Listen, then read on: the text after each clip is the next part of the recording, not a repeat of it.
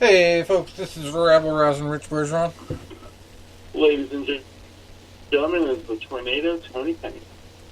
And psychic Tom Paget with the crystal ball unveiled, ready to go. And you may have missed it last Saturday night, but the UFC held the World Patty Cake Championship in the main event of their fight card.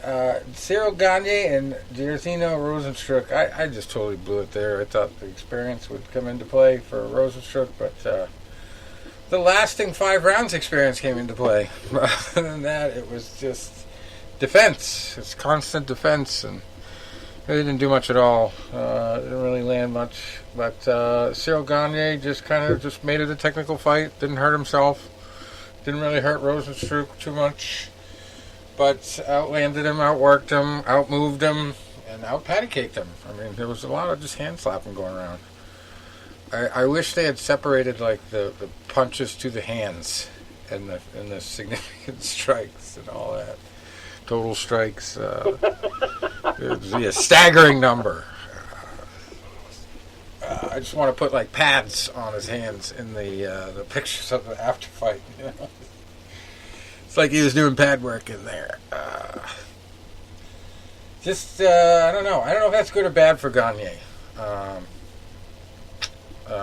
We'd have to see him with a more aggressive fighter to really gauge his talent, I think, because that's just not, styles make fights. Well, styles make boring fights sometimes too. Yes. These guys were just playing a game in there. It seems. Yeah, that was such a. Yeah, it was a letdown. I mean, with the build-up, and my God, I can understand caution early on, but if you've lost every round going into the last round, either he just didn't want to go for it, or he just couldn't. He was just neutralized. It's a horrible fight. And if you look back on his fight with Overeem, yeah. I mean, he lost 24 minutes in that fight, the way I see it. Yes, exactly. And then, actually, 24 minutes and 59 seconds. And what, 51 seconds or something. Yeah, 50 seconds. Yeah, and then he gets knocked out in the first round by Francis. No disgrace in that, but, I mean, you got to wonder, what is the build-up at for him? Right. It'd be a hard road for him to come back. Well, the good news on this one is I put 2 different cards together for my FanDuel.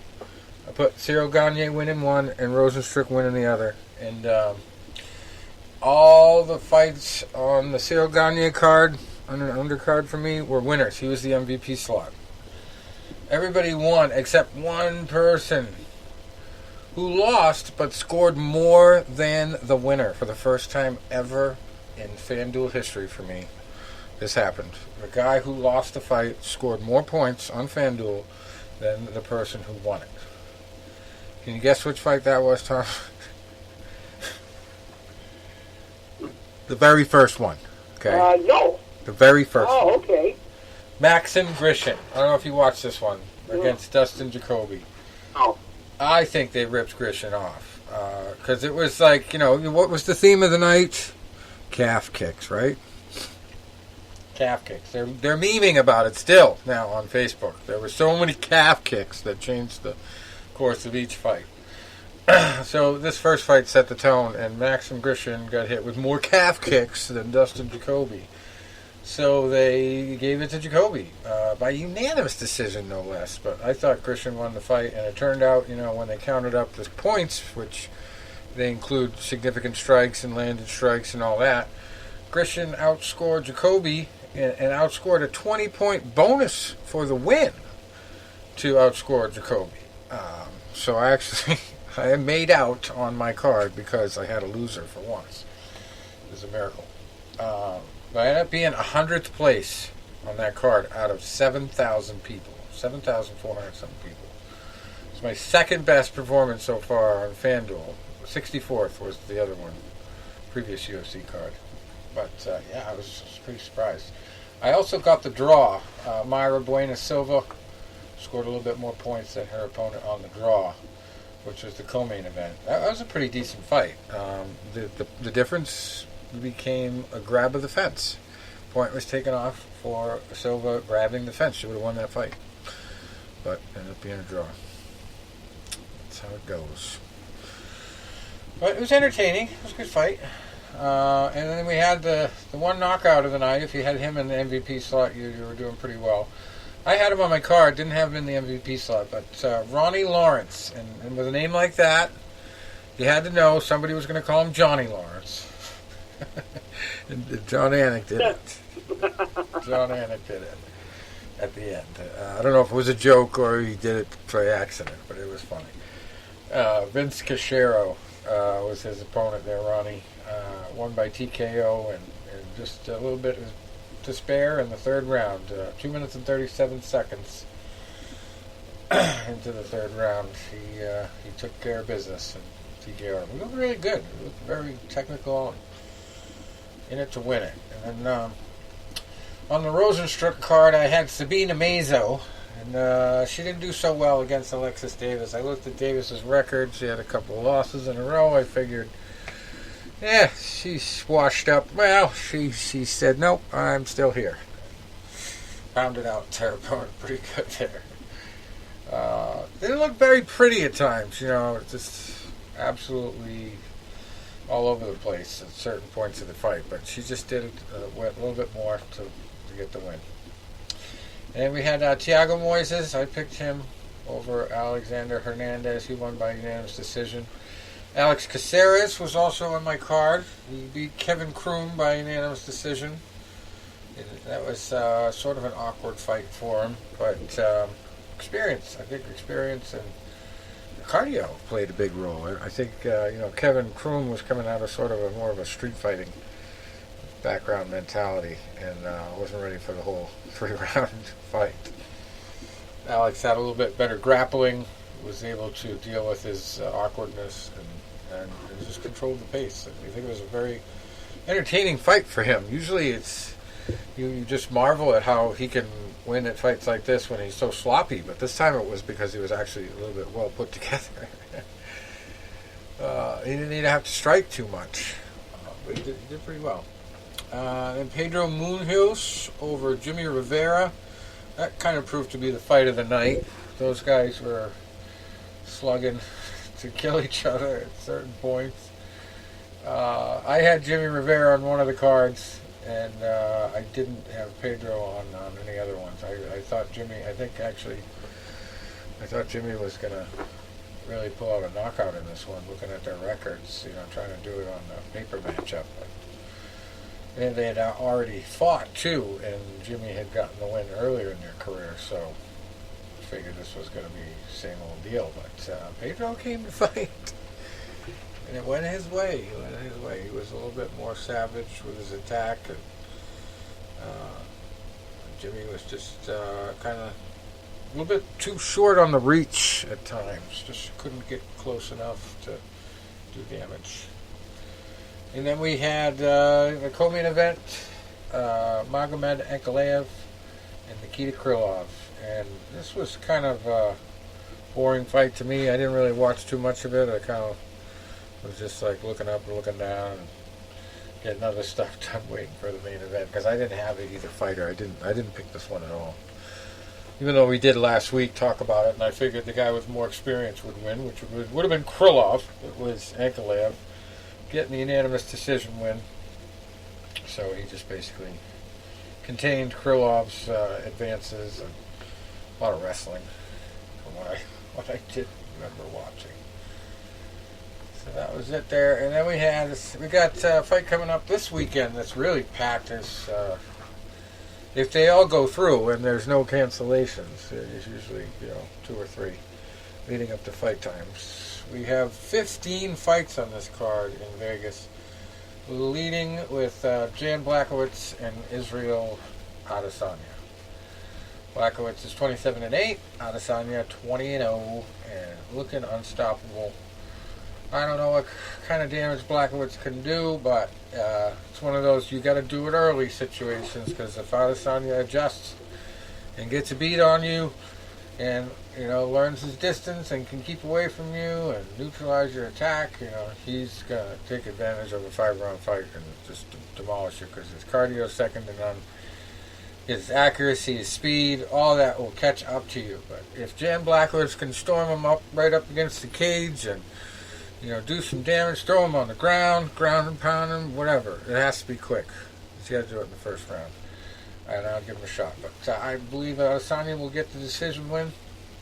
If not, a TKO because Blachowicz can't defend himself at some point. But that would have to be like third or fourth round, I would think. Because Blachowicz is a tough dude. Got a lot of experience. I don't expect him to go get TKO'd very easily here. But he is an underdog. I would agree. Total underdog. So he's going to have to pull one out of his ass, so to speak, to get this win. Amanda Nunez is... well, he's got the power.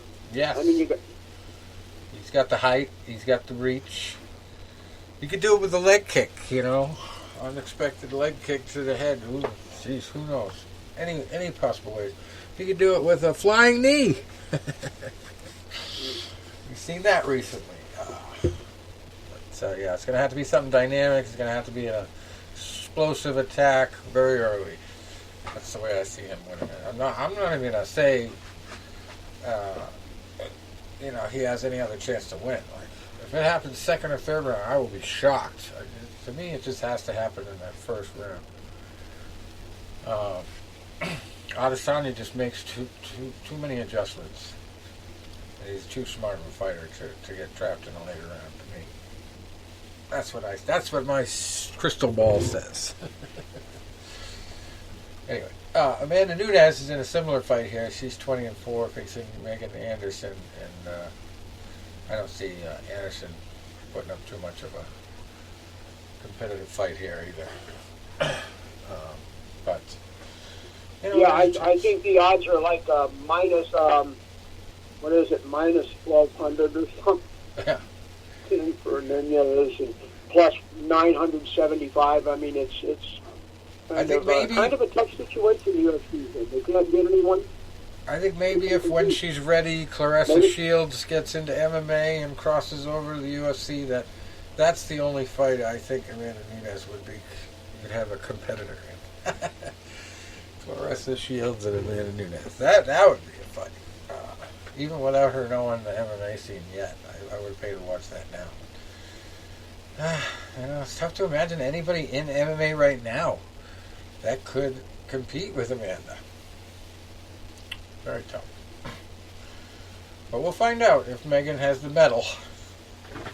Saturday night here. Then we have Peter Yan. He's 15-1, fighting Aljamain Sterling. And this is really, to me, power versus technical skill.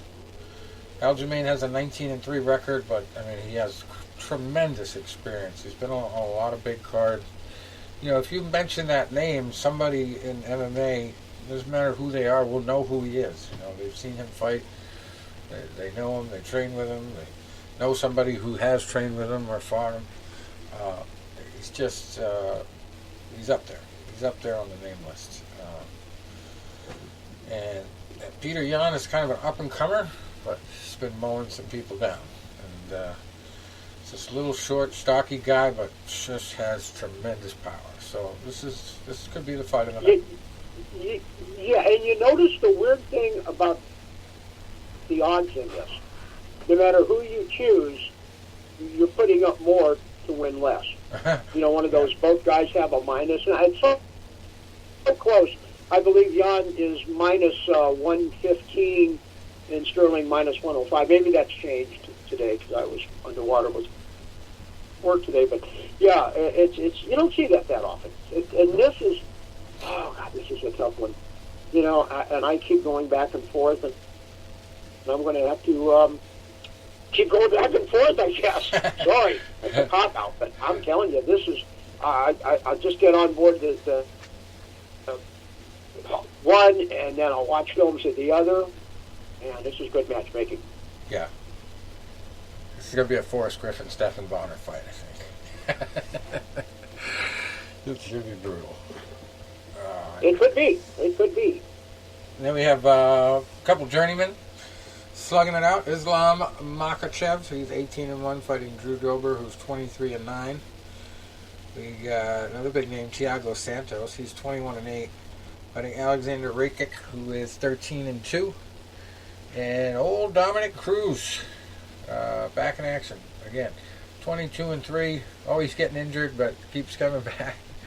He's fighting Casey Kenny, who is 16-2-1, and he made a little bit of controversy when he suggested that Keith Peterson not be the referee for his fight. And Keith Peterson found out and tweeted back, "Well, don't worry, I don't ref preliminary fights."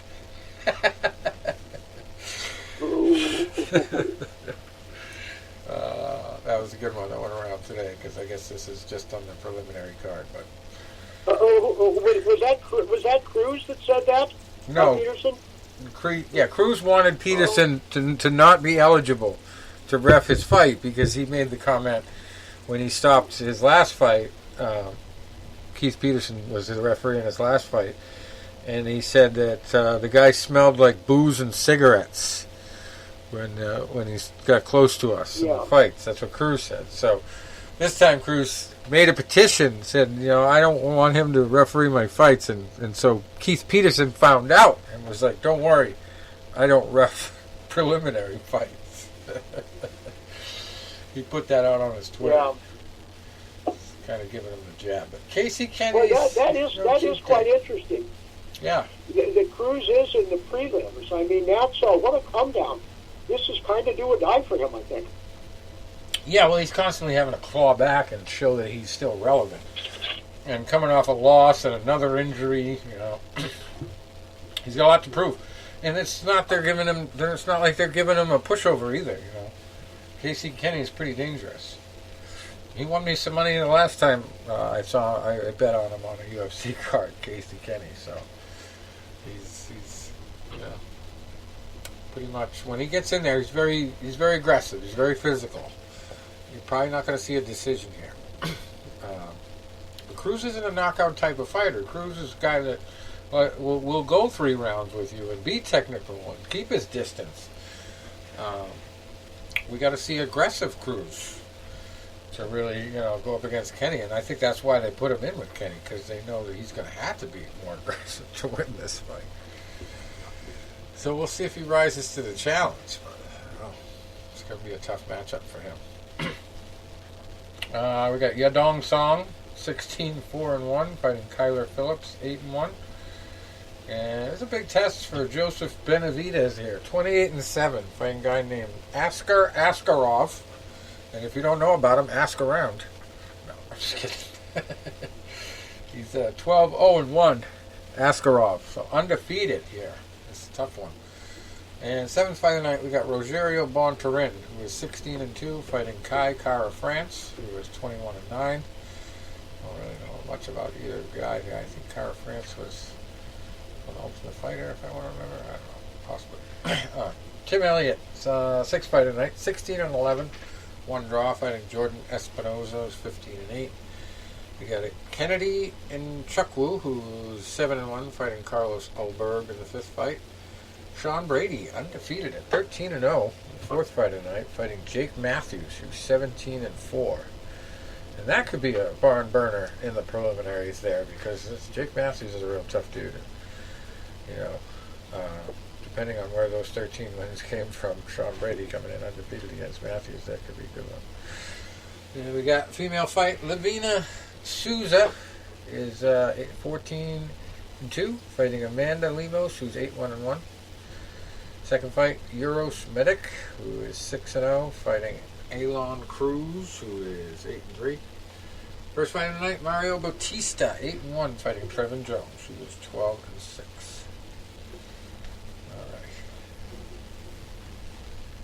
Well, I guess it's time for boxing. Tony can't wait. No. I'm going to start with one of your favorite boxers, Tony. We have a story.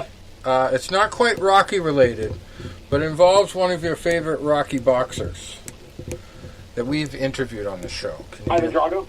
Nope. We've interviewed him.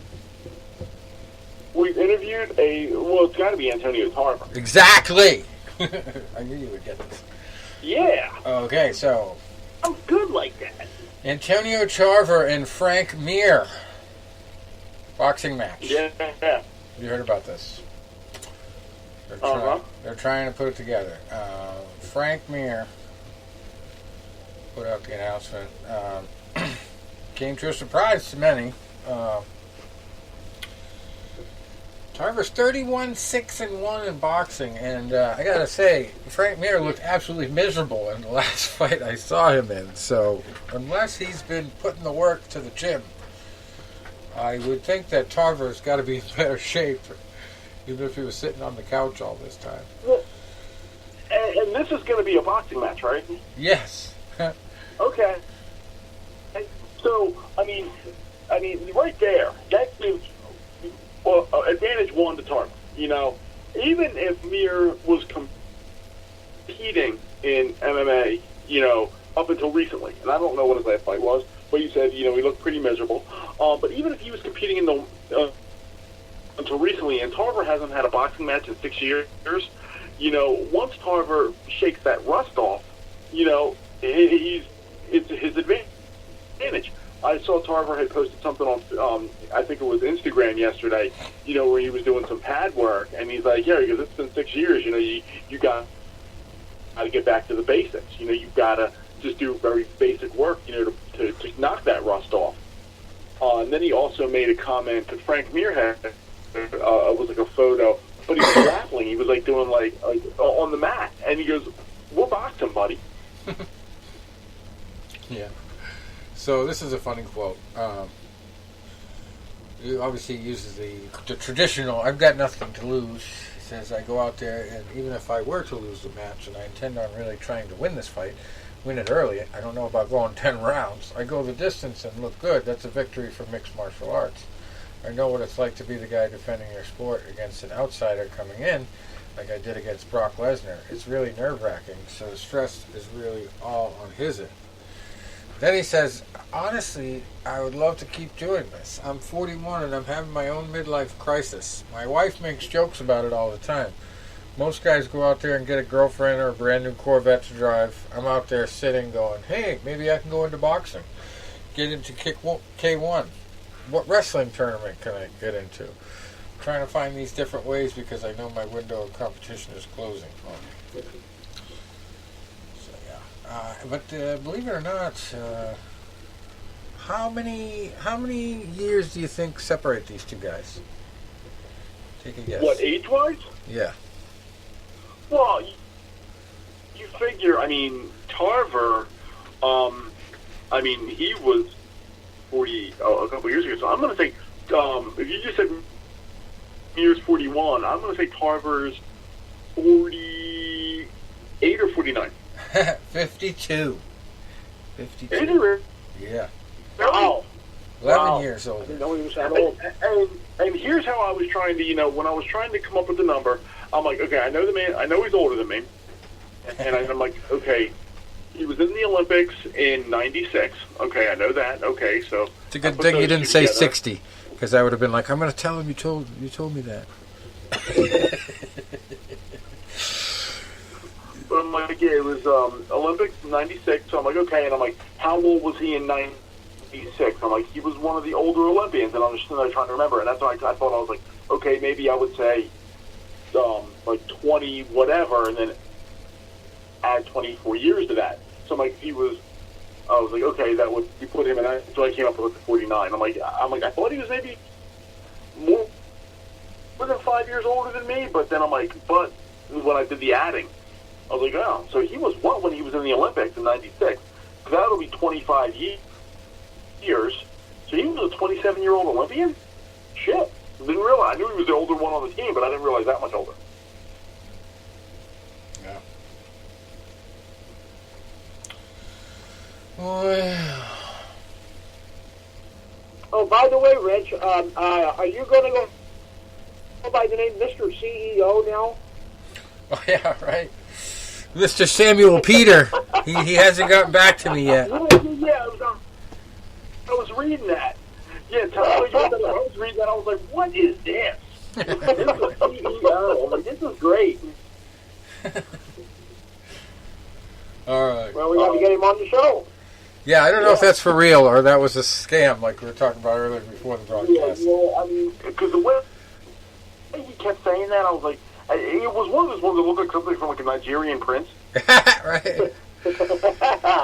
And they use a name that they don't think is common, but they're like, oh. The Nigerian nightmare, the Nigerian prince.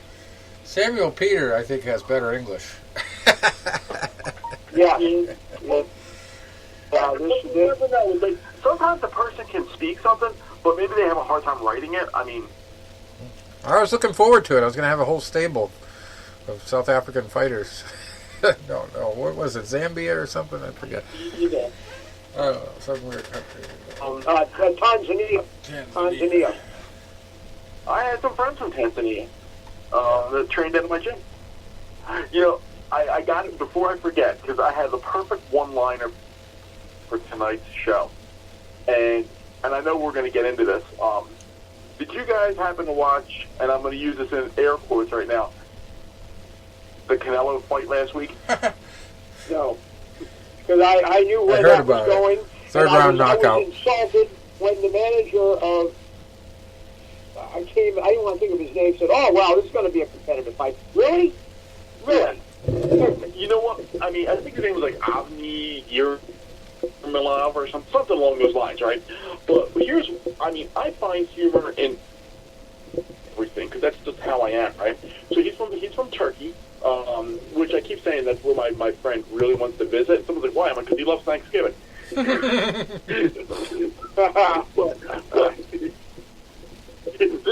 is the best part. The fight hasn't even started yet.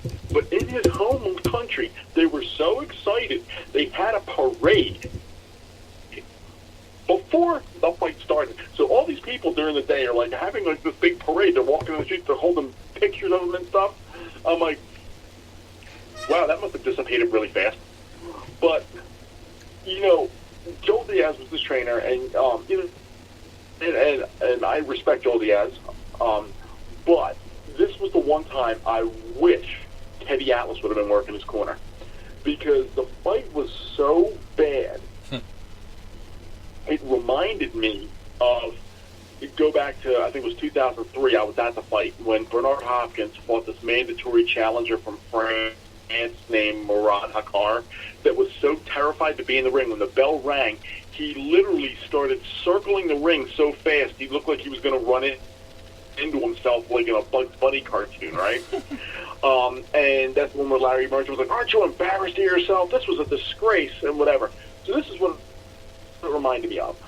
I could imagine Teddy Atlas working this guy's corner, because like when Yilmanov or whatever goes out there, he just stood there and just took a beating for three rounds, gets knocked down, and then he's in the corner, and Joel Diaz is like, "I'm going to give you one more round. I'm going to give you one more round." And he just sat there looking at him, and they were like, "You know what? No, I'm not going to give you any more rounds.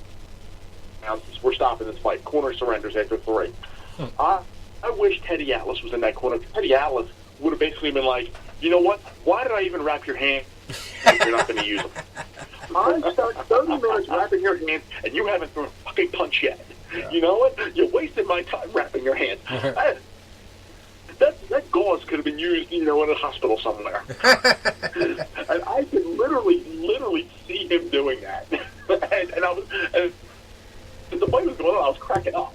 You know, like, I think Eddie would be like, "What the hell? You know, you should have just walked out there and not even put gloves on." Yeah, actually, it was funny because I remember it was on Twitter or Facebook or somewhere where somebody was like talking about the Canelo Alvarez fight, and they were like, well, if the math is correct and he's really the pound for pound best, then he needs to knock this guy out in 3 rounds. And then he knocked him out in 3 rounds. So I don't know whether he saw that and was like, "Well, that's my benchmark." But well, I mean, like what Canelo did, and I've been watching, you know, a lot of Canelo's training and stuff like that, and some of the one thing that he did, and it was a friend of mine posted it. I'm trying to remember who, but he has the one. Remember when Mike Tyson used to use that maze ball, which was like the filled speed bag, and he'd swing it back and forth, and he would use the head movement like that. Yeah. Canelo has, similar to the workout style of a maze ball, but it's a small heavy bag, like a 2-foot heavy bag, and he swings it back and forth, and he uses upper body movement, and a lot of times it's coming from the back, so he's using his peripheral vision as well. Very impressive workout, and he's using a lot of just upper body movement, little foot movement, except for maybe a pivot here or a pivot there, but it's all just upper body, ducking under, and I remember when I started my job in 2013, it was right 2 months before Canelo was going to fight Mayweather, and I was having lunch with a couple of new employees, and the one was like, oh, you're into boxing? He goes, I love boxing. He goes, what do you think about the Canelo-Mayweather fight? Does Canelo have a chance? And I said, I don't think so. I said, and I was going off of his fights with guys like Lara, Austin Trout, where he had points in there where he really he sat on his hands, he got flustered, he got outworked, he got outboxed. And I said, if these guys are doing it and they're good fighters, a supreme fighter like Mayweather is really going to fluster him. And that's what happened.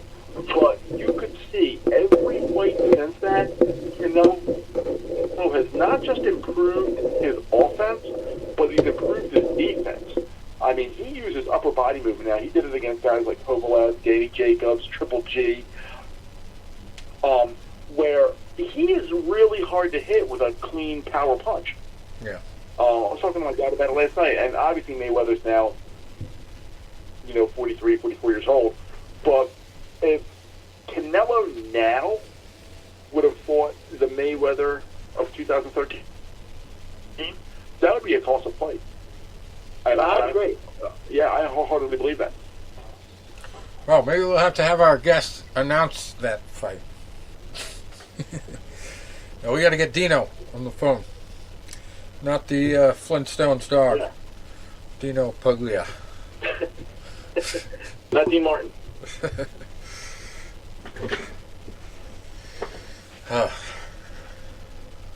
Hello? Please leave your message for Dino Puglia. Might not got the message. Dino! This is Rabble Rousing Rich from Fight News Unlimited. I might have got back to you too late, but we definitely wanted to put you on the show, so maybe we'll have to do next week. But I'm going to try back in 5 minutes. This is your 5-minute warning. All right. Yeah, and I'll see if he's online. I'll see if he's on. I am. You know what?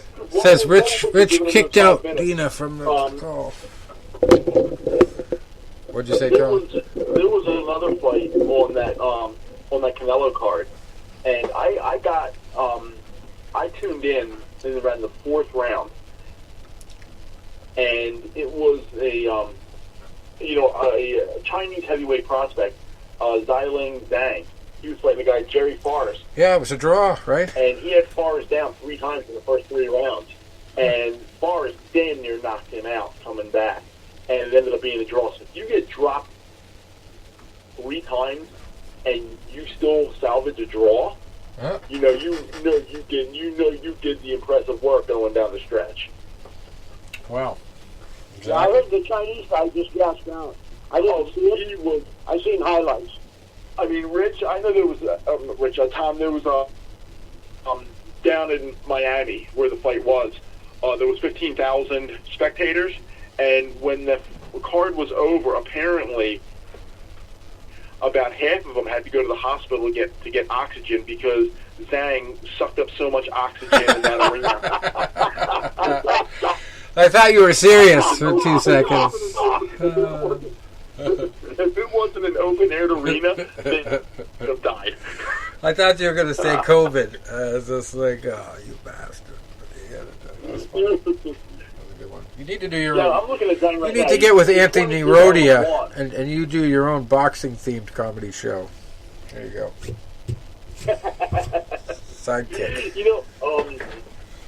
I was speaking to Anthony. I was actually talking to him the other night. We were, and you guys will appreciate this, we were just making fun of the cancel culture of now everything. and Very easy target. It is. because he was on this thing and he's getting all fired up about the Mr. Potato Head thing and the Dr. Seuss thing, and then he always calls his father when he does these live shows. He calls his father because his father has very broken English, and then he's talking about the Mr. Potato Head and gets his father all flustered. So we were emailing back and forth talking about this different cancel culture shit, where a lot of our wonderful, political leaders, and I'm not going to mention on a side which side they are, but just imagine Joe Frazier's Hook, that side, where they want. Here's what things they want to introduce now, where you want to get rid of titles. So my mother and my father are no longer my mother and my father. They are my parents. I am no longer a son. I am a child or a offspring. But here's where my sarcasm comes in. I said, because I enjoy being an uncle, except they say they don't want you to be an uncle or an aunt anymore. You're a parent's sibling or a parent's sibling's spouse. Well, technically I'm an uncle, but I'm not blood related to the parent. So am I a parent close enough to be sibling's friend? So is Dominic now going to call me, hi, not Uncle Tony or Uncle Tornado? Hi, parents close enough to be siblings friend Tony? Is that what he's going to call me now? I'm like, where do you people think of this shit? But yeah, we were talking, that was another one of my soapboxes. I think it's dumb shit sometimes, but it makes sense. So, Xiling Zhang is 22-0-1 now, 17 knockouts, 6'6" southpaw. Jerry Farr is 26-4, and 26-4-1. He really won the night, because he got up from those 3 knockdowns, and they thought they were going to stop it. And like I said, he was putting the work in, the last few rounds. And when I say putting the work in, he was really busting Zhang up, where if it would have went maybe another 30 seconds of that round, because Zhang was turning his back, he was like, he had nothing left. Where, I think the fight would have got stopped. Yeah, we also had another draw, too. Anthony Durrell and Kyron Davis fought to a draw last Saturday. That I didn't see. I heard it wasn't that good of a fight. Yeah, it was a boring draw, I guess. We also had Joseph Parker beating Junior Fa. That was another big fight of last weekend. But this weekend, actually, the big fights start on Friday. I'm just going to pump through them. Friday's fights, we have both Jesus fight of the night and Somebody's Always Gotta Go fight of the night. Fight of the week, I should say. Jesus fight of the week, because it's a title fight. Jesus is going to get a title other than Son of God. It's the WBO, NABO super lightweight title here if he beats Yomar, not Nomar, Yomar Alamo, who is 18-0-1. And then Jesus Alberto Beltran coming in at 17-3-2. He's lost 2 and also had his own draw in his last 6 fights. So, tough matchup for Jesus. There's also an undefeated fight on the card underneath it. Light heavyweight Rafael Simonian. He is 9-0 fighting Abraham Tebes, 5-0. How often do you see Jesus and Abraham on the same card? Wow. A real biblical event. Right. Where is that fight? Kissimmee, Florida. And then over in Flint, Michigan, Clarissa Shields is hoping for a beautiful homecoming at super welterweight Friday night. She is fighting Marie-Eve DeCare, and that's our Somebody's Always Got to Go fight for the week. Because Clarissa is 10-0. Marie is 17-0, and this one's for all the titles. WBC, IBF, WBO, WBA, World Female Super Welterweight titles. All on the line. And there's not really much for support on this card. Makes you think all the criticism from Clarissa was dead on. Because really, listen to this co-main event if this is what they're going to make the co-main event. 10-0 Timur Karapov against Manny Woods, who's 16-10-1 at middleweight. The only other title fight on the card is a 2-0 Daniel Perkins at heavyweight fighting Monica Harrison, who's 2-1-1 for the vacant WBC silver female heavyweight title. There's not a lot of female heavyweights. Trust me, I back in the day when we started Fight News Unlimited, it was just on MySpace. We interviewed a girl named Tansy Daniel, and there was like 10 female heavyweights at that time. She was one of them. I saw her make her pro debut, actually. They made her wait for like 6 hours. It was ridiculous. Anyway. So that's Friday night. And then we got quite a bit going on Saturday. But before we do that, let's try to get Dino on the phone. Yeah, I just messaged him. He looks like he's online on Facebook right now, but he hasn't read my message yet. Yeah. I think give him another minute, so you can maybe see my message. All right. You just saw it. Please leave your message for... Straight to voicemail. Dino Puglia. He's actually, I see his air bubbles right now.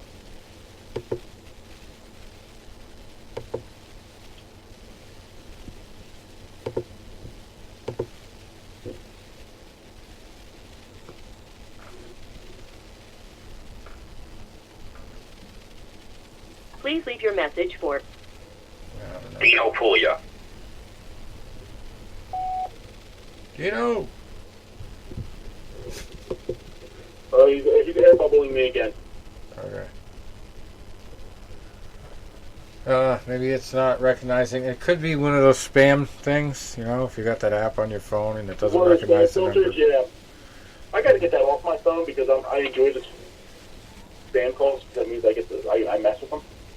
I was getting harassed by this woman who was like the dead enemy of somebody I was writing a story about. And she was like calling me at these weird hours of the night, so I had it forwarded to the National Security Agency's main hotline. Because you can do that with Skype. You can just forward to any number. So I kept doing that. I didn't know that. And I fixed it, and then I was trying to get that interview with Teddy Atlas, and he kept calling me back, and it would like ring for a second, and I would try to answer it when I knew he was calling, and it just wouldn't catch it in time, so he was always leaving messages. And so it took me forever to figure out that was going on, and I shut it off finally. But yeah, Teddy was pretty crazy though. Like, I just gave him a business card and contacted one staff member, and he was going off trying to meet that commitment. Because when I met him in person out in Las Vegas at the fights and asked him for the interview, he was like right away, yes. So I don't think he gets asked too often, to do those, except for, like at events. Crazy. They kind of go hand in hand. At events, maybe somebody will want to do it on camera, but like I don't think he gets asked to go on podcasts a lot, unless it's his own thing.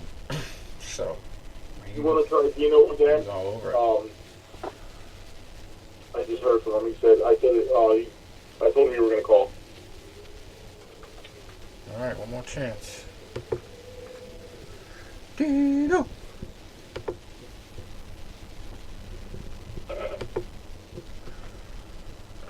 I know you got the right number anyway, because it's talking in the Who's message. saying his name? Hi, this is Dino. Dino! Hey, Dino? For real, Dino? Not the Hi. message, Dino? This is Dino Puglia. All right. So, Dino, I need... Whoa, jeez. Hold on. We dropped the microphone for the recording here. Hold on. Oh, As soon as I get the guy that's the announcer on, I drop the microphone. Go figure. Dino, this is Rabble Rouse and Rich Bergeron. We also have Tony the Tornado Penical on the line. You're friends with him on Facebook, Okay. he tells us. And Psychic Tom Padgett. Very good. That's How you guys doing? We're doing good. Yeah. How are you? Doing okay, staying COVID-free. There Yeah. you go. That's all. Knock on wood, right?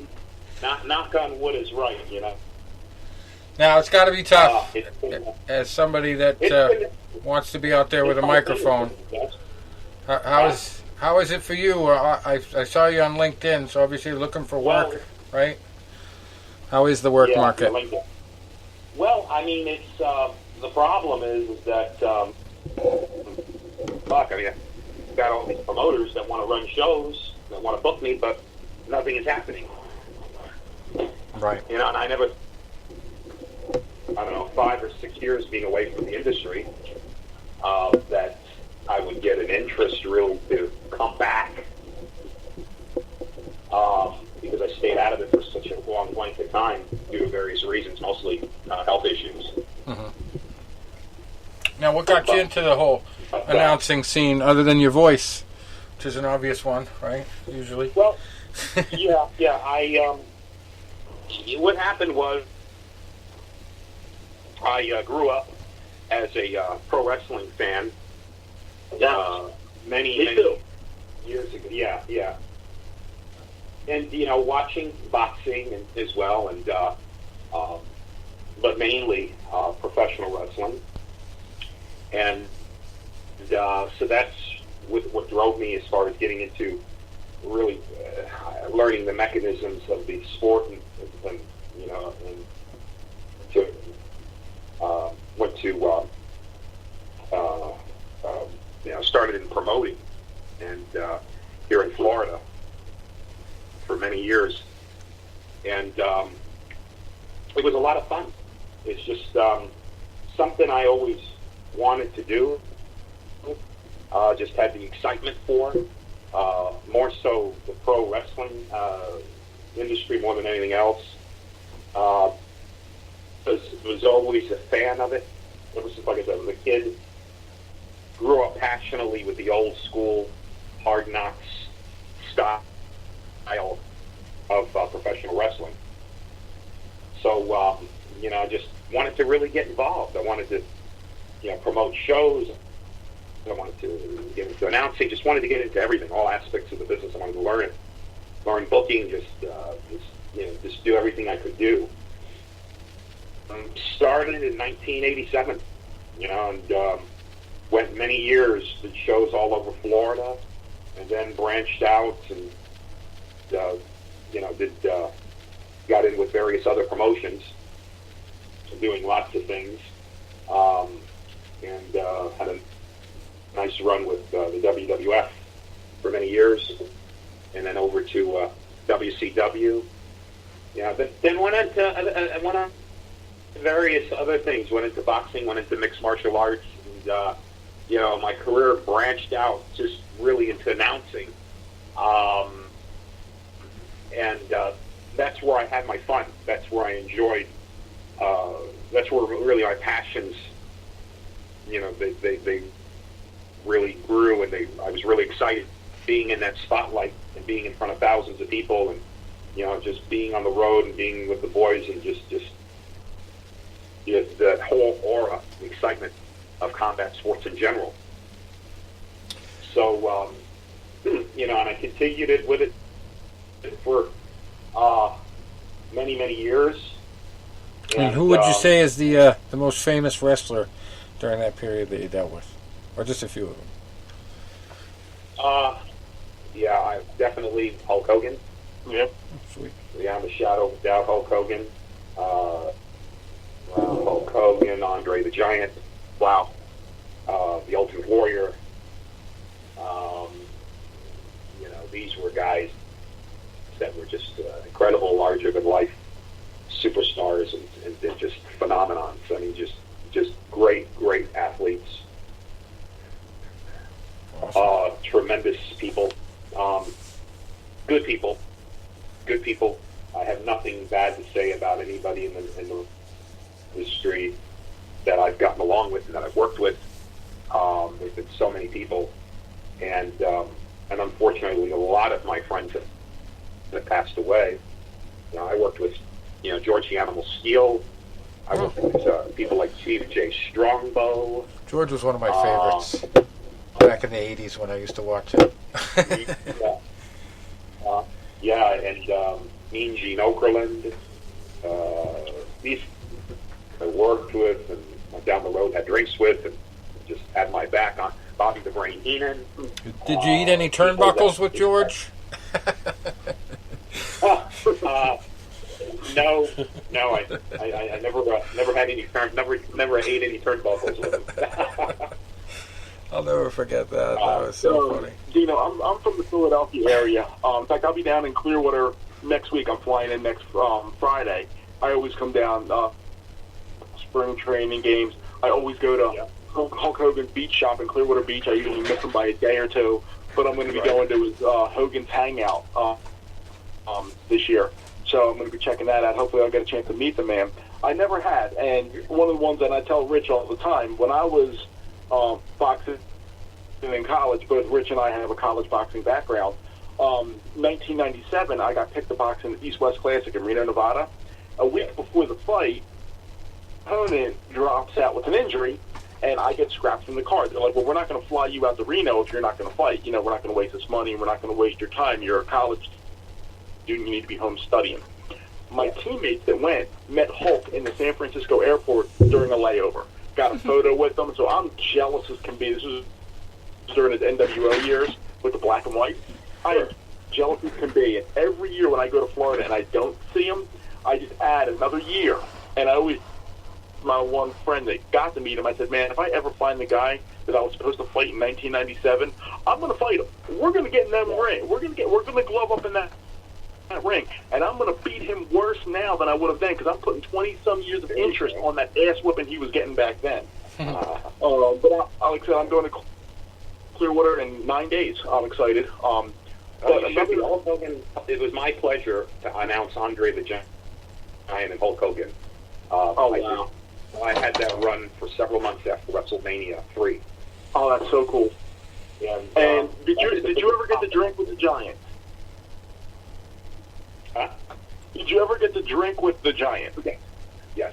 and that was, to be honest with you, it was Hogan and Andre when they collided after WrestleMania 3 in Pontiac, Michigan.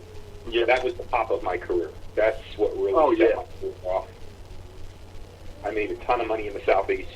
I mean, I worked the Southeast. I made more money in wrestling, and you know, people never remembered me, but I remembered my paychecks when I worked for the World Wrestling. Exactly.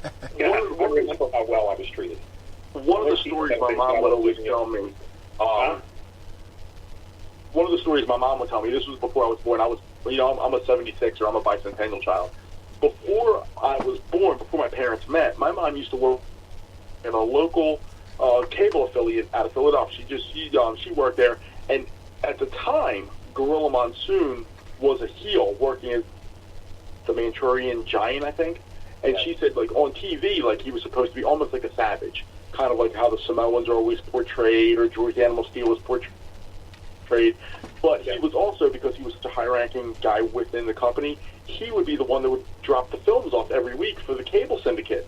So my mom would say, well, I see the guy on TV, and he's, you know, this big, brutish guy. But when he came in, even though the man was 6'6", he was so well-dressed, so eloquent, so kind, so everything. And she's like, you know, the man could be intimidating because of his size, but was the sweetest guy in the world. Right. Well, I had a nice run in the professional wrestling industry for many years, and then I got into mixed martial arts, but I got the Caged Warriors and Caged stuff, and then I did some boxing. But what happened was I still had my oars in the water with pro wrestling. I was doing some spot shows here and there, and so I never really left the industry. And basically, the MMA industry was like, look, you know, you're not going to survive in our world because we want you out of that world. You know, and MMA really never respected Vince McMahon, never respected the wrestling business. So I pretty much, you know, vanished from that scene after doing a lot of shows. I did quite a few MMA shows here in the Southeast, and did shows in Vegas, quite a few in Vegas, and some boxing, a few boxing here and there, but more MMA stuff. And so I was like, well, whatever, you know, if that's the way you guys want to play ball with me. I kind of got pissed about it all, and so I left the scene, you know.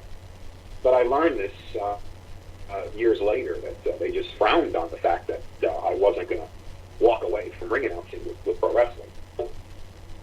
True story. Interesting.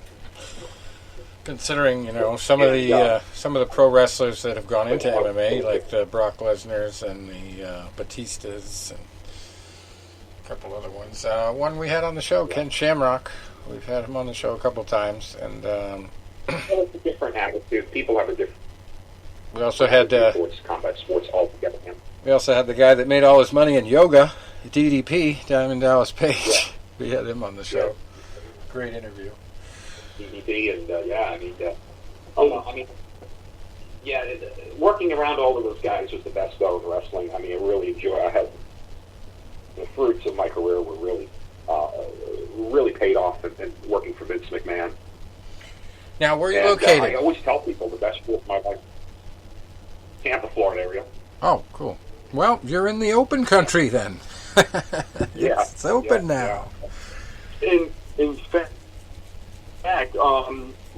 last year when I was in Clearwater, I had flown down 2 days after all the games got canceled. But it was at the time you couldn't cancel your flights or anything, so I still made the trip down, and I honored appearances that I had scheduled on there. Because when I come down to Florida, I do a lot of gimmicks and stuff. And in fact, I was on Tampa, Fox 13 Tampa last week via Zoom interview. Because when I come down to the games, I kind of dress like this Uncle Sam Apollo Creed outfit. I'm sure you've seen it on Facebook. But I was last year, I came down and you didn't know what was happening because it was like every hour things were changing. I always go to Lenny's for breakfast, and the one day I was in there as they were taping off tables. And I felt so bad for my one Uber driver because WrestleMania last year was supposed to be at Raymond James Stadium in Tampa, which thankfully it will be this year, and I hope he can get tickets this year because the one Uber driver I had, he and I were just talking wrestling, and he was taking his 9-year-old son to WrestleMania last year, and he was so excited about it. And I empathized with him because when I was 9 years old, that was the year of the very first WrestleMania, which was at Madison Square Garden. But this is before the dawn on the pay-per-view. My dad took me to the Philadelphia Spectrum to watch it on the big closed circuit. So, yeah, you might not have been in the live arena where the matches were happening, but you were in an arena with almost 20,000 people watching it on the closed circuit, so you felt like you were there. And I empathize with this guy so bad because I would have been crushed if I was 9 years old and I couldn't have gone to that. So I'm praying that he can take his son this year now that it's coming back. Yeah, I hope to God that they can,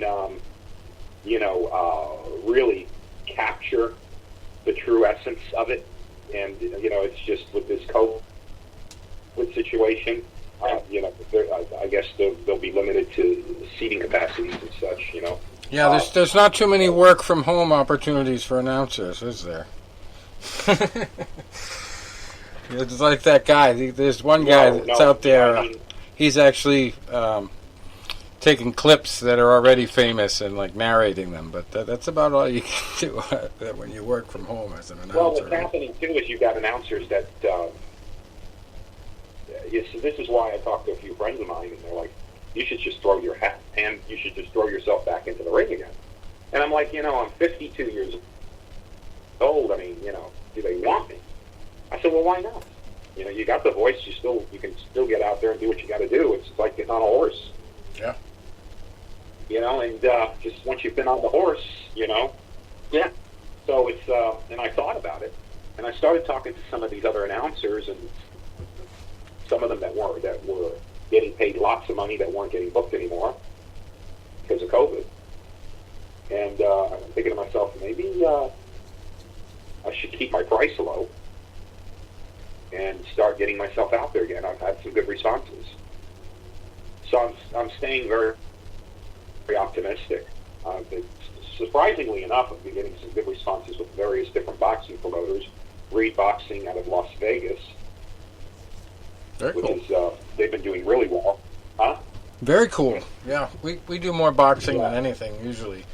I got into the MMA, probably about 2006, when I watched my first MMA pay-per-view card that I actually paid for.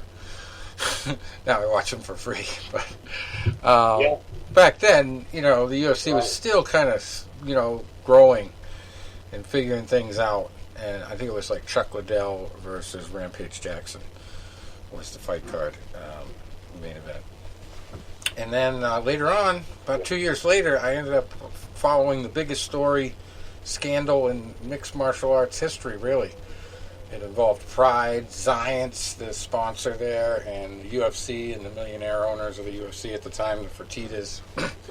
And, a few years after that, I was sitting at the stadium in Newark for UFC 77, I think it was, or 78, one of those two. And so, yeah, it was one of the stories that ended up making me, and I really was just a casual fan. And I had some experience as a reporter. So the thing I found out that was so good about mixed martial arts is really why the guy Ariel Helwani is on the map in the first place, is MMA fighters were so easily accessible, and it was still kind of the time where they were fighting just to fight. They didn't really do it for the money. They just did it for the passion of it. Yeah. There wasn't much money. Well, Russell Peltz. What? Russell Peltz. Russell Peltz. Russell Peltz. I know yes. Russell. Yeah, I know Russell Peltz. Sure. See him a lot when I'm in Philadelphia. Okay, he put me over in the boxing industry, and Nice. it was because over the last several months. You have to remember, and I'm an old man. Okay, this is what I think, and when you've been out of the scene for quite a few years, you think everybody has forgotten you, and you think, which is not true. You think that your past and what you've done on TV in the past with wrestling and such has disappeared. Well, that's not true. It's still out there. So if you present yourself to someone and they find you and your work and they look at it, well, why are you shocked that, wow, this guy is trying to really help me, and this guy helped me out with a few boxing promoters, and I've got several of them. Yeah, it's a 6 degrees of separation world, really. I mean, there's just so many people involved. Yeah. I mean, we look back. I mean, if I really thought about it and sat there for a couple hours and tried to think of, like, the most famous people we've interviewed in the years we've been doing this, over 12, 13 years now. And we don't really have a guest every week, but, I mean, we could probably come up with 100 really famous people in combat sports that we've been able to talk with, Like Roy Jones Jr. I mean, probably nobody could get an interview with him today. He's so busy, but wow, we had him on the show. I got to talk to Evander Holyfield during the conference call once. Kimbo Slice, I got a question in. But yeah, we just unbelievable amount of people in all walks of life of combat sports. And we've had a couple announcers too. We had Bruce Buffer. I'm happy. Probably about 7 or 8 years ago now. Bruce Buffer was on the show for a good 15. Yeah, we had Bruce. We had my buddy Larry out of Philadelphia, Larry Ternambi. Yeah. Okay. And I'll ask you this, and this is going to be like when you do the professional wrestling. Obviously, it's scripted. You generally know. Sometimes things happen, like the Montreal Screwjob. But things happen where you generally know going into it what the outcome is going to be, and they kind of they tell you what to do or what to say or so on and so forth. When you have boxing or mixed martial arts or combat sports, you go in there and you announce your fighters, you announce your winner, so on and so forth. I asked Black this a couple of years ago because I was tapped to do a ring announcing for a college show 20 years ago. And they had a fighter that got so horribly robbed out of the decision. And I actually felt guilty announcing it. And then I asked Larry, I said, Larry, when you do announcing and you see one that is so obviously wrong, how do you announce it? And he said, that's not my job to who should have won. My job is to give the guy his moment. I'd like to ask you the same question. If you're sitting there and it's a boxing card or a mixed martial arts card, and it goes to judge's decision, and the obvious wrong guy gets it, how do you handle that? You have to go in that sport, because that's exactly what it is. SPORT. Yeah. You have to go into it being a professional. Great answer. I always announced what the judges came to me, this is the judge's decision. Boom, this is what you announced. So the rest would give it to me. There was no, and sometimes I'd sit there and I'd be like, wow, this is what they've done, And I'd be like, oh, this is what I got to announce. Get ready to duck the bottles. They're very cut and dry. I mean, if you're gonna, you can't screw with one of the fight judges or one of the, they come over to you to give you that decision of the bout and what to say out of your mouth. You better say it. Yeah, the time I did. Just avoid all the cards with Adelaide Bird judging, right? Oh God, don't remind me of her. But this was after the time I had, fought for college for a couple years, and I had one decision that went against me. That it was a split, and the one judge had me losing every round. And I'm like, wait, even the round that I scored the knockdown? Wow. But this judge was a notorious, in fact, funny because his name was Homer, and he was a notorious Homer. If you were fighting on the Penn State campus and you were fighting a Penn State fighter, you better knock him out. And unfortunately I did not. I had him reeling and rocking at the bell. He made it to the bell, and I didn't get it. So it was a couple years later I was doing this card, as a favor to a friend, and so I was sitting there doing it, and it was a fighter from my alma mater was fighting a guy from, I think, Army, and the referee was who just passed away a few years ago. His name was Tony Wolf, a very well-known amateur and professional referee. And the way we were set up, because we were at a table instead of being in the ring, so we're at a table, and Tony's back was to us when he had the two fighters in the center of the ring with their hand. And I got the card, and I actually had to look at all the scorecards to make sure that they circled the right guy, because I'm like, there's no way the Army guy won this fight. And there's no way blue corner won. But I looked at two of the cards, had blue corner, one card had red corner. Okay, I got to make this announcement. And I remember getting the microphone, and I was like, and I felt guilty, and I was like, your winner out of the blue corner. And Tony, before he raised the hand, actually looked back at me with this look of shock. And I remember nodding my head up and down, and I said, yeah, and I pointed blue, and he raised it, and I was like, and then later I felt guilty, and I'm like,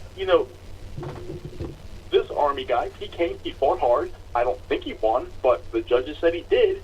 I felt guilty about not giving him his due moment. Sure, of course you do. And I just, there were a few times with split decisions and whatever, and I'd come to, they'd circle it to who I have to announce who's the decision, but the winner by that decision there, the name that had to come out of my mouth had to be what was circled. And, and I'd be sitting there, and I'm like, well, I just watched this fight myself, and I saw this happen, and this happened, and, and I mean, I saw too many freaking ground and pounds happen, and, this round, and, he should have been knocked out the other round. And your mind just goes like a flip, like a switch, when you're watching the fight. And I used to sit there, and it was a battle for me, because I came from the world of professional wrestling, right, where everything was fixed. Yeah. Boxing, it could be fixed in a different way. Sport, they tell you what to, huh? In boxing, it could be fixed a different way, right? In a different way. Right. And if you say something, I just never confronted any of those people. I never had the ball. Well, it's kind of funny you mention that, because I actually got thrown out of a job with Bleacher Report because of the Manny Pacquiao-Timothy Bradley first fight. They kept wanting to make a joke in the article that, the date 6/9 was an indication that somebody was getting screwed. And they kept trying to change it, because the editors could come in and change your article. So I just tried to stand by my guns, and they was like, no, you're not working for us anymore. Yeah. But I still, to this day, they have this article on there that outlines my feelings about how this fight was a total screw job for Manny Pacquiao, because he won the fight. And, I mean, I read it today, and I go, geez, I'm surprised they didn't fire me for the rest of the content in the article, because it was brutal. Yeah. It's hard to be so biased. It's hard to sit there and, not really, when you know what you feel for the fighter, and you feel for the way he went in there and just gave his life for that bout, exactly. for that bout or two, and whatever, and he went the distance. and you saw a different side of the distance with your own two eyes than the officials saw. And this is what you have to announce to the public. Now, here's one I asked Bruce Buffer years ago. What's the hardest name you've ever had to pronounce that you can remember?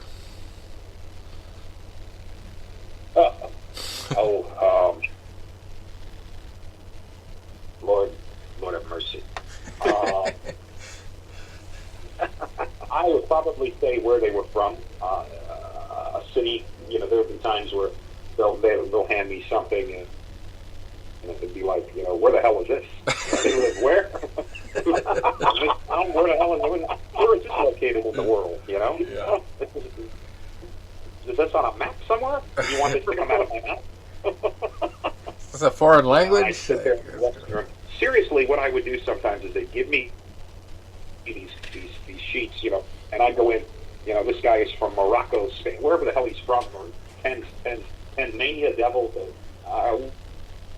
wherever place, I don't know. And half these places I never even heard of, especially in the wrestling business. They come up with these crazy towns. Oh, yeah, it could be fictional. Yeah, jeez. And you just never knew, but you had to announce it. This is what they wanted. This is what they wanted to do. And I found a lot of that craziness in the wrestling business. So I would go, and especially if they had me do TVs, I would sit in the dressing room, and I would go over to I would go to all the talent, every match, and I would verify everything with everything. I would verify. This is where you're from. Yeah. This is how it's pronounced. Yeah. It's pronounced such and such, and I sit there till I got it right with them. And or if there was a nickname they wanted me to, to say, they call them a nickname or special, whatever. Okay, just tell me. So I learned as a ring announcer. People appreciate that stuff. That what I would do is I would go in and get the finer points outlined after the promoter or whoever it was, the fight organizer went over the fights with me and stuff, preliminary announcements. I go back into the dressing room again. I get with the boys, whether it be the wrestlers, boxers. I go right to the boys. Here's your match, your fight. You got such and such, blue tights, blue. You're from this state. You're from this city. Your professional record is this, and I go through the whole freaking thing. Each and every bout. And I would take my time. I'd get to the arena. I always got to the arena 2 hours at a time. That'll never change. 2-3 hours before the show. And I did my homework with everybody. So when I went to the ring, I was fully organized. And I had everything written down. There was never... I was very methodical about how I did my job. And so this way, there was no chance of errors or mistakes, and I wouldn't get up in front of thousands of people, doing something stupid. Yeah. They call that in military school, they call that attention to detail, right? Attention to detail. Exactly. So as a ring announcer, it's up to you, when you get booked, to go in and get the job done and know what you're doing. Be the consummate professional you need to be. And I remember one time I was working with this announcer. There was a few of us, and he wasn't. It came down to the. We're ready to go to the ring, and he comes up to me. And he wasn't fully prepared. This guy we were working with, and I was like, "Well, that's not my fault." He says, "Man, you've got notes written here. You got notes written there. You've got notes written everywhere." He says, "But I know exactly what to say." I said, "That's just how I roll." Yeah. And this guy didn't know what to do after I was done talking to him. He was like flabbergasted, He's like, And I was like, brother, you're in the wrong business if you're not prepared. Yeah. That reminds me. You have to be a professional. When September 11th happened, I was in the newspaper business, and I was actually not writing at the time. I was delivering them as a day job, and I got a little bit of writing at night done for the newsroom. But it was very early in my writing career, and September 11th happened, and we're actually waiting for the newspaper because it was an afternoon newspaper, so they stopped the presses. And this little rookie kid that just started that week says, what about all these people going home here? Everybody's evacuating from all the buildings and stuff and going home. Do we get to go home? It's like, kid, do you know what business you are in? People are going to want this newspaper 6 months from now. You are not going home today. If anything, you're staying late. That's right. Right. Yeah, kid, you're putting out overtime. This is the story of, like, the millennium. Yeah. Yeah, I didn't even have to know the details to know that. I mean, I sat in the parking lot listening to Tom Brokaw talk about the towers collapsing before I even heard him talk about that. But I was in the Massachusetts area, too, so I was about 20 minutes south of Logan Airport, and you could actually see the planes, like, just circling wicked low around the airport. As far away as the town I was in. This is surreal. But anyway, getting back to the announcing thing, I actually, when I asked Bruce Buffer that, I got a surprising answer. That question about what was the hardest name. He gave a very different answer. He said it was John Fitch, because there's no way you could put energy to that short name. Because he likes to do like the flips and the theatrical stuff and draw stuff out. And he says I would actually like a more difficult name. So when I had to talk and say John Fitch, there just wasn't enough there. It was so flat, So this is kind of funny. Wow. When you were talking about doing a lot of preparation and really going over it with a lot of the guys, like I said, I did a lot of the fighting in the college ranks, so as did Rich. And one of our mutual opponents, this actually is a funny story, I post the video every year on the anniversary. I fought a guy from Army. It was my last year's Lock Haven show. Michael Jordan. My senior year, and I was fighting a guy from Army named Mike Jordan. Mike Jordan, basic, easy name. Michael. And I'm going in. Oh, Michael. It's more intriguing. His name was Mike. Yeah. So I'm going over, all the stats with, the ring announcer who was the son of our coach. And he's going over everything, and obviously he knows me. It was my fourth year there. He's like, all right, Tony, I just want to go over everything with you. It says here, you're a senior. Yes. Okay, you're a journalism, mass communications major. Yes. You're an All-American last year. Yes. And then he goes, Tony, who are you fighting tonight? I said, I'm fighting Mike Jordan out of the Army. He goes, Mike Jordan. And I'm like, yeah. He goes, which one is he? And I pointed him out because he happened to be walking by. I said, there he is, Dan. He's walking right by. And Dan looks over to Mike Jordan, who was about 6'2", slender build, back, bald head. He goes, you think we're announcing him as Mike Jordan? Oh, no. We're announcing him as Michael Jordan. And I had the video down in the blue corner, Michael Jordan! And I was like, oh, man. So I was like, so I can always say, yeah, I beat Michael Jordan one-on-one. Yeah. Then it wasn't the Michael Jordan, and then image what the sport is. I can say I beat Michael Jordan one-on-one. I can always say that I watched Michael Jordan get knocked out because he beat me. And he was on national TV when he got knocked out. Yeah? But not when he beat me, but by a decision. It lasted the whole fight. He was just a better inside fighter, but he fought a guy that was this just huge guy. I don't even know how he made weight. 6'7". 185 pounds. Was he really 6'7"? He was really 6'7". No. He wasn't that tall, was he? 6'7"? 6'7" and 185, and I'm 5'8". So I used to make the joke that he could get off his stool and hit you in your corner before you get out of your corner. That's how his reach was. And I didn't even fight him. I just watched him.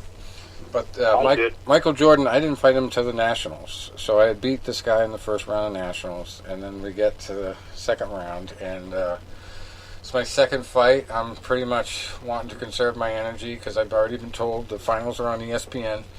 So I'm like, I don't want to look like a fool, and I don't want to drain myself, so I'm just going to try to jab my way to a win here. And he didn't like to jab. He liked to be right in close, and he lured me in. He lured me into his game, and that's how I lost the fight. But it was never, ever another situation where I said, Jesus, I am so glad I lost that fight. except for this one, because this kid went on in the next round to get demolished in 30 seconds on national TV. So I couldn't have hoped to do much better. I mean, this guy was just that good. So let me bad year for us. ask you guys this the multi-million-dollar question. When do you think live fighting and combat sports is really going to start making a comeback again? That's a great question. And I actually, I'm going to, and I don't want to say scientific because I'm a guy that once thought an atom was made up of protons, neutrons, and electrolytes. But I work in a health insurance business, so I stay on top of a lot of trends that are going on. And I also stay on top of, because I worked in a business for years of medical market research with the pharmaceutical industry, so I'm always reading a lot of pharma journals. So, to be honest, I mean, when is it going to get back to where we want it to be? I'm going to say you're going to see gradual increases, like the Canelo fight last week had 15,000 people down at the Miami Dolphin Stadium.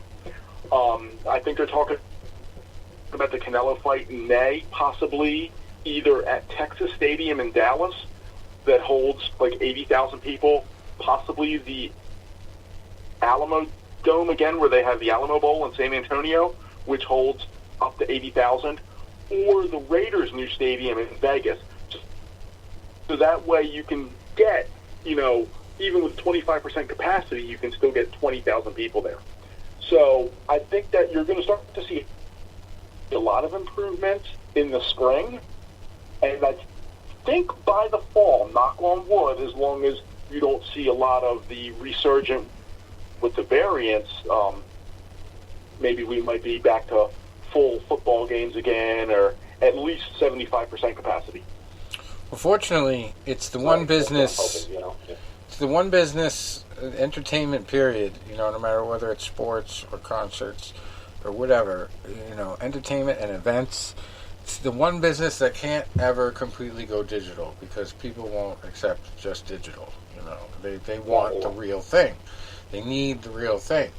Right. And some businesses can do without it as far as the live gate that they're getting from these events, but others won't be able to do it that long. So it might just be a matter of how long can these businesses take it without actually revolting or figuring out a way to get people in the stands, lobbying, whatever it takes. So I would say probably 2022, spring, summer of 2022, we'll see things fully open. What you're going to see this year, as the warmer weather comes and all that across the whole country, you're going to see them slowly start to mix people in. Like what they're actually proposing for baseball is some stadiums are going to have half cardboard cutouts, half real people, which sounds funny, but I mean, if that's what you got to do, whatever. Yeah. That's what they did in the Super Bowl. So, hey, let's see if it works. I didn't hear about any super spreader event at the Super Bowl. The testing is so accurate now, too. You can test people right that day at the event. You can do...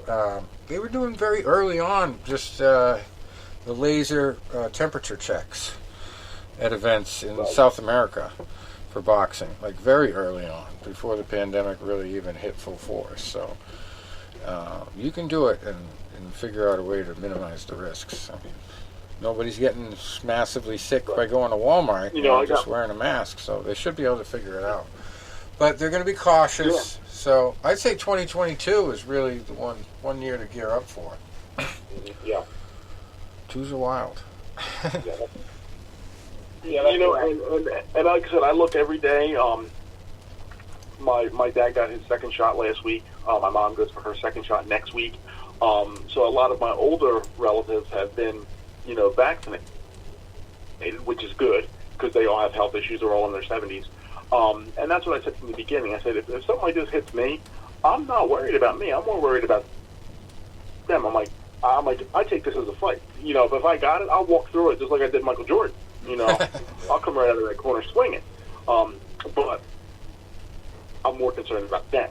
But,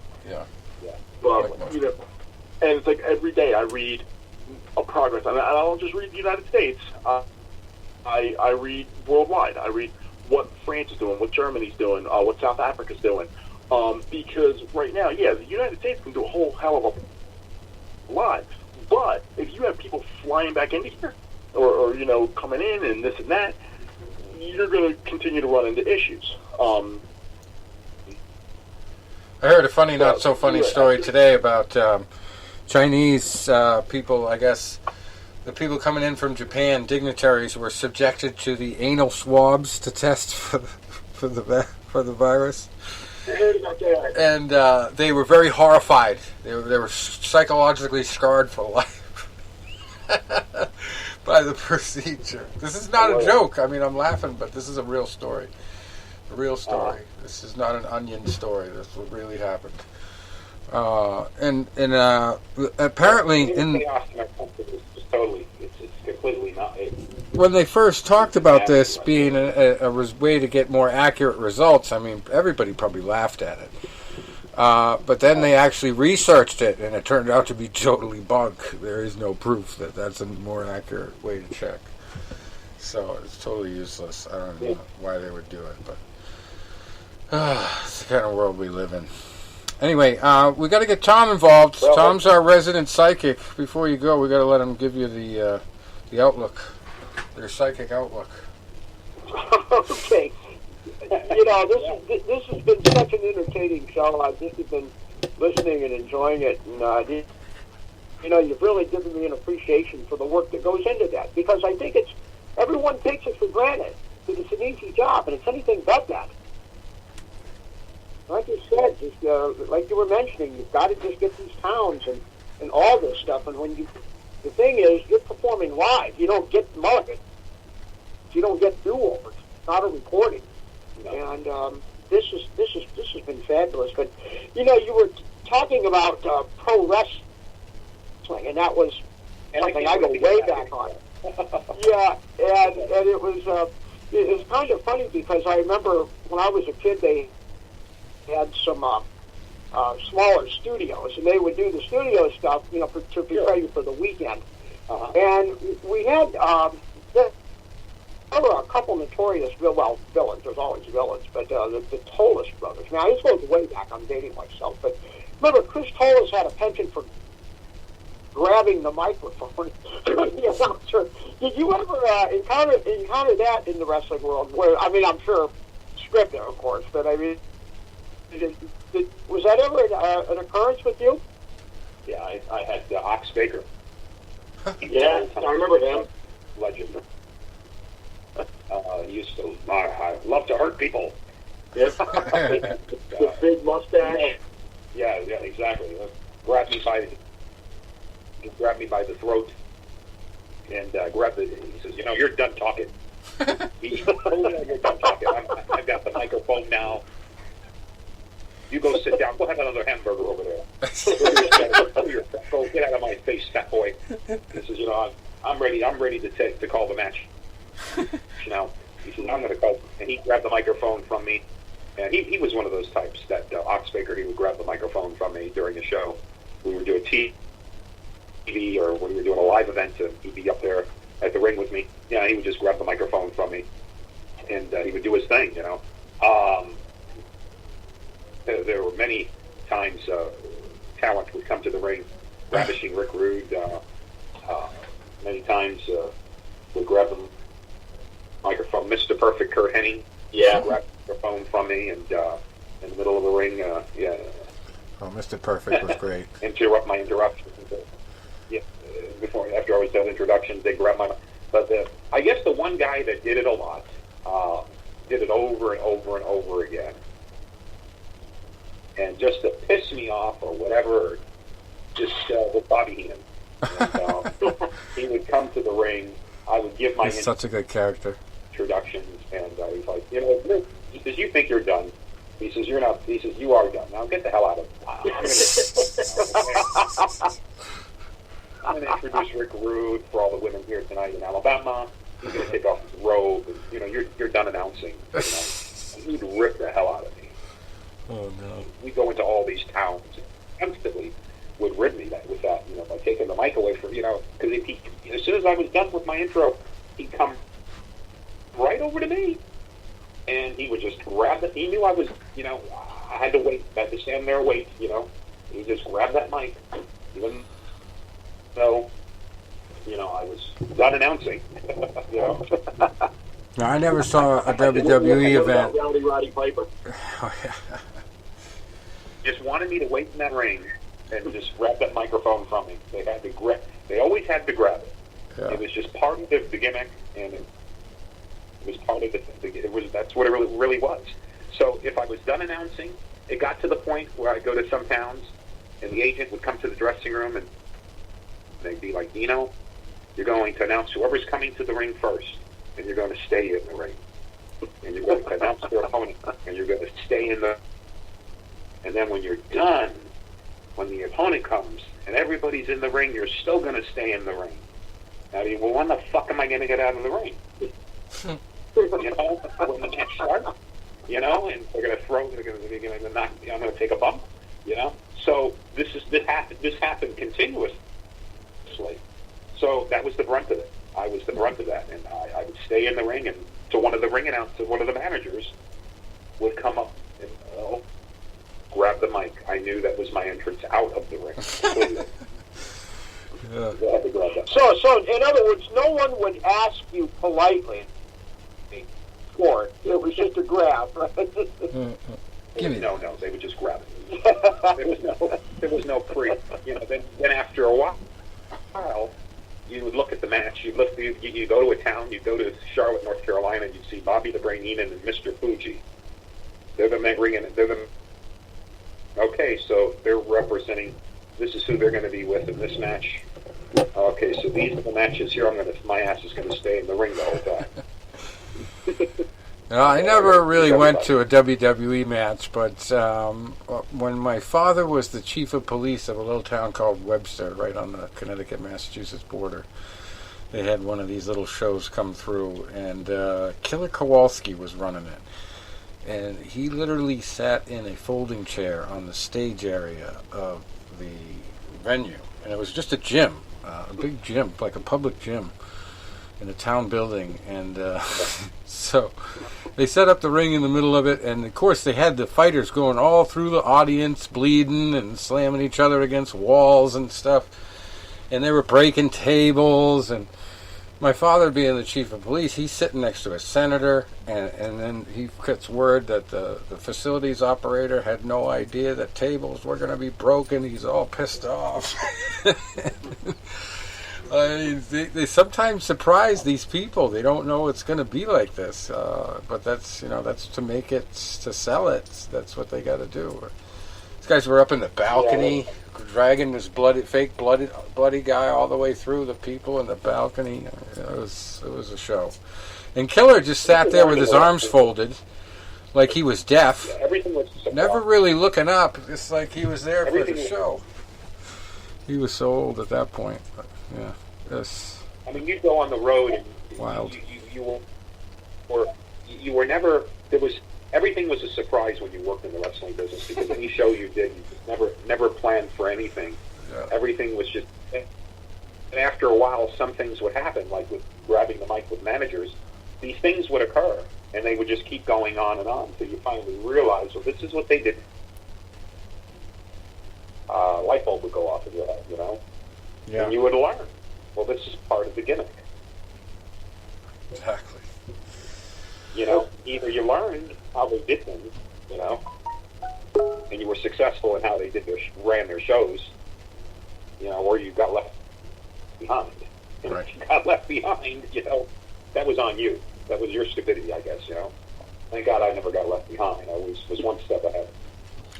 Well, And Dino, talking about a lot of the old school guys, that I grew up on. I have 2 meetings with guys that were from a couple of the first WrestleManias that were heels that I met later in life as an adult. And both times was funny. I was at an independent show back about 10 or 11 years ago, down right outside of Philadelphia suburbs. Actually, not far from where I worked at the time. So we get on the show, and Steiner was wrestling the main event. And then also on the card was Nikolai Volkov. He was about maybe 63 or 64 years old, and he was wrestling on there. And I grew up with Nikolai for the longest time being the Russian villain and so on and so forth. So he was getting a present. He was getting an award presented to him that night. And you could tell when he got it, he was sincerely appreciative. And all the fans that came up to him, he was just a wonderful, soft-spoken gentleman. The exact opposite of what he portrayed in the, early to mid-'80s. So I go up to him and I congratulate him, hey, congratulations on the award. Thank you for all the great memories. And he was very warm, very, very kind, very generous. And he was, thank you very much. I appreciate it. I said, but I still have not forgiven you and the Sheik for cheating to beat the U.S. Express in the first WrestleMania. And he looked at me and he just laughed, and I'm like, I just had to say that, but yeah, it was joking. And of course, he was, very complimentary. And then a few years later, and I tell you, I do the whole thing with the Phillies where I go to the games dressed up in a Uncle Sam outfit. Well, I was going to a minor league affiliate of the Phillies about an hour or so outside of the city, and it was wrestling night. And after the game was over, in the concourse area, they had a ring set up, and they were going to have some matches. The star that was not wrestling, but he was there for a meet and greet, was King Kong Bundy. And as a child, I was 9 years old when he put Hogan in the hospital on Saturday Night's Main Event, and it was traumatizing because Hogan was the big hero, and Bundy really hurt him, and it was out on the stretch, and it was pretty scary to a 9-year-old. So I became a Bundy fan years later because I would see him on Married with Children, and I would watch some of his interviews. I'm like, actually, this guy, he would come off as the bad guy, but you could see there was some humor, undertones. So I go there to meet him, and I said, hey, it's such a pleasure to meet you. I said, I want to let you know I was scared of you when I was a kid, when I was 9 years old. And he smiled, and I'm like, he goes, we go to take a photo, and he goes to do a thumbs up, and I'm like, if you don't mind, can we do the 5 count? And he's like, of course. So we do a photo together, we're doing the 5 count, and then he goes, good luck tonight. I said, good luck tonight? What? He goes, aren't you one of the post-game wrestlers? No. I'm just a guy in an Uncle Sam outfit. People were coming up to me because when I go to these games, I'll do 200 photos with people because they like the way I'm dressed. And people are like, good luck tonight. I'm like, in what? I'm here to drink a beer. They're like, aren't you one of the wrestlers? I'm like, no. And then I'm sitting there thinking, wait, thank God I thought of this too late. I'm like, because the ring was unoccupied during the baseball game. It was in that little area where like some of the vendors were. I was like, man, I said, me and my idiot self, I'm like, I could have got up in that ring, jumped up on the ropes, did like a big-ass Randy Orton pose, and got my friend to snap a photo just as security was dragging my ass the hell out. So thank God I thought of that too late. Yeah. Exactly. Well, Dino, tell us where people can find you online. I know you got a Facebook page. Tony's a friend on it. LinkedIn. Yeah, and LinkedIn. That's where we found you. I'm on LinkedIn. You can view all my videos on LinkedIn, and you can contact me there on LinkedIn. Connect me there. If promoters want to book me, anyone that wants to book me, I'm available for ring announcing. That last name for everybody is Puglia, right? Puglia. There we go. And first name is Dino. And I'll even give you my phone number, my cell phone. I don't care. It's 727-645-8373. All right, you heard it here. And, I'll send you my demo list. I might have to turn you on to a guy from Tanzania if you're willing to travel. No, I'm just kidding. We were talking before we got you on here. We had this guy from Tanzania. He kept calling me CEO and boss and everything. He thought I ran a promotional company, obviously. He's supposedly got a big stable of boxers over there. He was looking for my help, but I didn't know whether it was a scam or it was a real thing. The guy claimed to be named Samuel Peter, so he didn't call himself the Samuel Peter. If he sends you an airline ticket, if he sends you an airline ticket and it's paid for, go. Yeah. Yeah. Who knows? Maybe he's a big kingpin. Yeah. Western Union, me $5,000. We'll make it happen. I'm also I'm gonna send you a link just because being a wrestling guy, I think you'll like this. I think I posted this before we become Facebook friends. My one friend, who I'm actually going to meet in Florida next week, because we always coordinate our trips together, him and his wife, a bunch of their friends, they're all old school wrestling nuts, because he's also in his mid-40s, as I am. So we're all from the old school, watching the stuff. So he would always have these parties for WrestleMania, SummerSlam, and he would invite people over. We'd all bring food. And then it got to the point he goes, okay, new rule, everybody has to wear at least some type of wrestling attire, like wear a shirt, a Hulk Hogan shirt, a Stone Cold Steve Austin shirt, a Jericho shirt. I don't care. You have to wear something wrestling to get into the house. I see. Well, everybody then has to one-up each other. Because then it's like, the one time, we all come in and we're all wearing, wrestling shirts, whatever, and then somebody out in a Hulk Hogan shirt with the red and gold bells around their neck and the bandana. We're like, okay, you want to go there, huh? Now, we all come, and now we're all in character. Like, I've come there dressed as Mankind, Cactus Jack, Hulk Hogan, both NWO and and red and gold. I haven't gone there in the Undertaker outfit yet, but that could happen. But I've gone there with Shawn Michaels. And I make all my own costumes for, like, Halloween. Every year that I've done a WWE wrestler costume, I've always made it myself. So I actually made a video of all the ones that I've done over the years, and I set it to each guy's theme song. Okay? I'll send that over to you, just to get a good laugh at me just being a big 40-year-old child. Yeah, I'll put it on my LinkedIn page as well. But Okay, that was good. Reach me on LinkedIn, and my fee is $1,000 per show, plus travel expenses, which is very reasonable. Yeah, that's not bad. Yeah. So that's what I get for boxing and MMA. I don't really do professional wrestling much anymore. It's just that boxing and MMA guys, promoters can afford me. Right.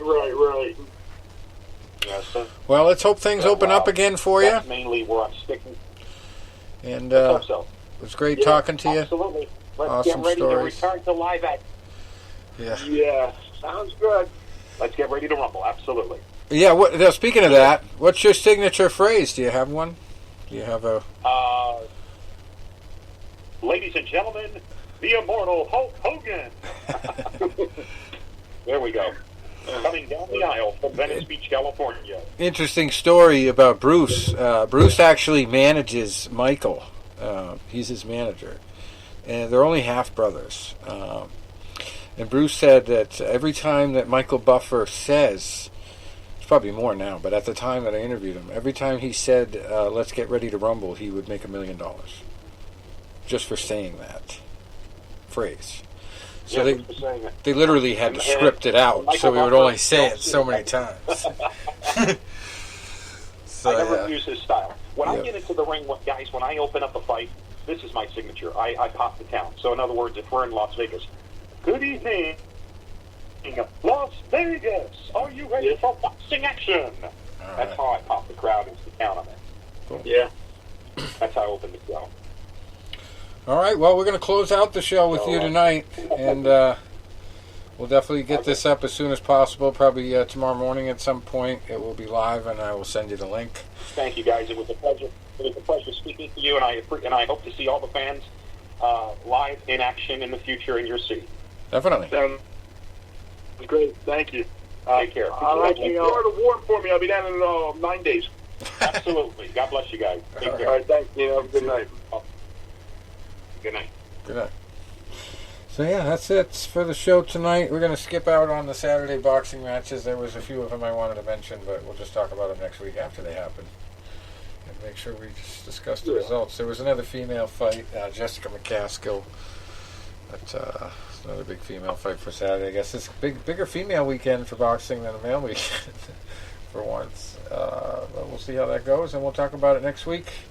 Since it's almost 11 o'clock. Late show. All right. It was a good weekend. Yep. All right. Adios, guys. See you guys.